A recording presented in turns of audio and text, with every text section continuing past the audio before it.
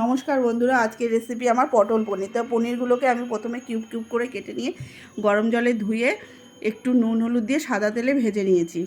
তারপরে ওই তেলের মধ্যে পটলগুলোকেও ভেজে নিলাম।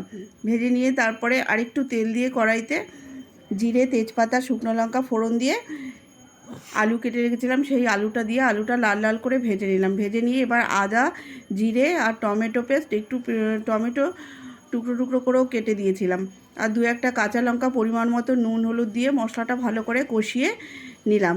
কষিয়ে নিয়ে তারপরে হালকা জল দিয়ে মশলার গন্ধটা মেরে নিয়ে পটল আর পনিরগুলো দিয়ে দিলাম। তারপরে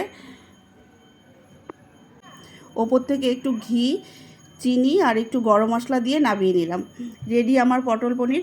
তোমরা এইভাবে করে দেখো। ভালো লাগলে লাইক, কমেন্ট, শেয়ার করে আমার পাশে থেকো। দেখা হবে নেক্সট ভিডিওতে।